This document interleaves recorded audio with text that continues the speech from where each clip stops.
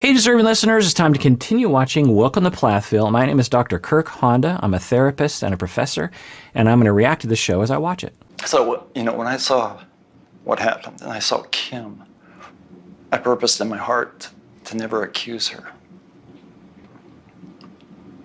But what were you thinking? How could you do that? I said, I never wanted to go into accusation mode. That's interesting. It brings a tear to my eye listening to him. Yeah, it's interesting. From his perspective, from his place, he was devastated and sad, and also justifiably angry, justifiably wanting to know, how did this happen? How did you neglect that? You shouldn't move the car if a toddler is within a mile of the front of the car. Why did you let it? That would be normal. Now, is it helpful? Do we want to navigate that? How do we express that? Do we express that? It's a difficult situation to be in. Now, I don't think any of us think that the mom meant to do it, of course, and she, of course, would take it back if she could. And accidents happen sometimes, and there's a lot of stories like this. People don't like to talk about stuff like this, but there's a lot of stuff like this, whether it's a death or some major injury that happens to a young child. People don't like to talk about it, but it happens. And life happens sometimes. Now, maybe if we were there, we knew the circumstances, we would maybe question the mom's choice to have a toddler that was near a car as it was about to move without supervision on that child. I don't know. Who knows? But at the very least, the dad now is talking about his feelings. He's saying, I made a decision in that moment, although I had an impulse to say, what were you thinking? I decided I was not going to go there because I'm guessing I needed to support my wife. She was too low to begin with, and for me to undercut her even further would have been devastating, and what's the point? But that anger and that resentment has to go somewhere, right? And I wonder who he had to talk to. With the isolation that this family was in, who knows? It also could have taken a toll on the relationship, on his feelings towards his wife, that they might still have not really recovered from. That suppressed feeling.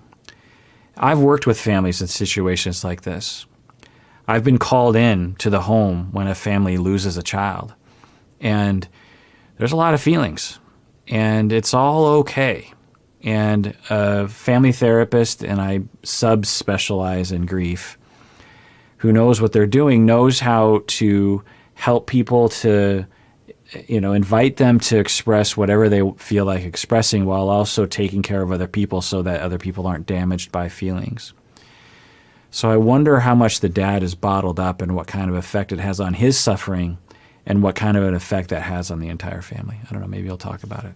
But either way, it's just a tragedy all around. It's just a horrible event. And as I've been hypothesizing, it's possible that half or more of all the problems that this family is facing these past 2 seasons might have began at this moment.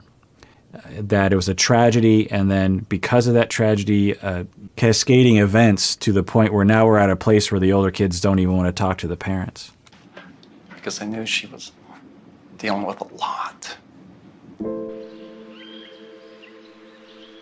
I know my mom probably had it the hardest, for sure, but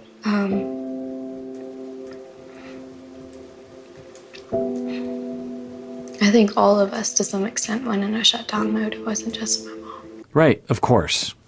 All the kids went into shutdown mode, not just the mom. It's easy to believe, or it's tempting to believe, that, children, they bounce back. And I hear stuff like that. And there's some wisdom to that. But there's also some denial in that. Children deal with things differently sometimes, but sometimes they deal with things very similarly to the way we would, as adults, deal with things. They might not express it, or they might be very free to express it. But the point is that it's totally understandable that Mariah is saying, after that event, it wasn't just my mom that shut down. I shut down too. We all shut down. So Yeah, makes a lot of sense. It's not like just one person went through it. We all kind of just went through it together.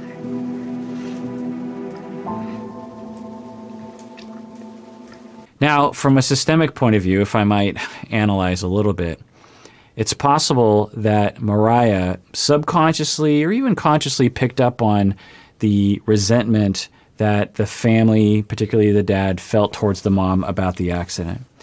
And that Mariah subtly began to push back on the mom because she knew that someone in this family has to do something against the mom because no one is expressing their true feelings toward the mom. So I'm going to be the one. And people want me to push back on the mom because everyone has these secrets that they want to express to the mom, but they don't feel like it's appropriate. And then Lydia comes forward and says, okay, I'm going to be the one to hold this family together. I'm going to be the one, I'm going to be the good girl. I'm going to be the one that I'm not going to worry my parents because they're worried enough as it is. That's how I'm going to adjust to that. Hosanna was the perfect child. Maybe that's what that was her role that she decided to dive more into. She was going to be absolutely perfect. And Ethan was going to be the jovial one, the one that brings people out of the sadness. I could see all that being true. It's interesting. There's no way to know, but it's an interesting way of looking at things anyway. I wonder what they would think of it. There is hope. We've made it through such a tragedy. Like if God can get us through this, he can get us through anything. There's nothing too big or too hard for him.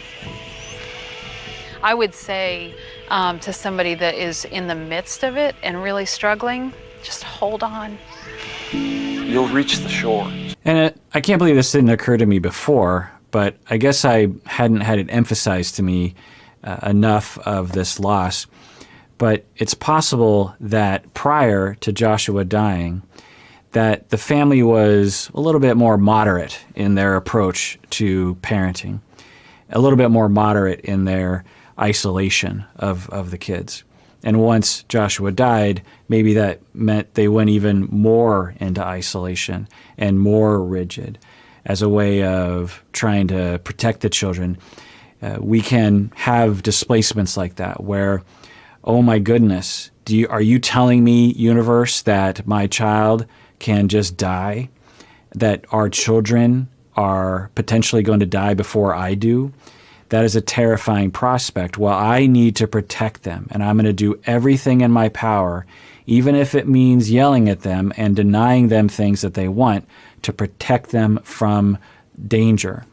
And the world is dangerous, and the outside world has a lot of chaos, and I'm going to protect these children. I just wonder if that affected things, and it pushed the parents too far in the direction, out of desperation of trying to keep the kids safe, that they weren't able to adjust and listen to the kids as they were growing up and saying, hey, I'm a little older now. Can I have a little bit more freedom? No, you are unsafe, and I'm on this planet to protect you. It just makes me wonder. All right, well, that does it for that episode. Everyone out there, please take care of yourself because you deserve it. You really, really do.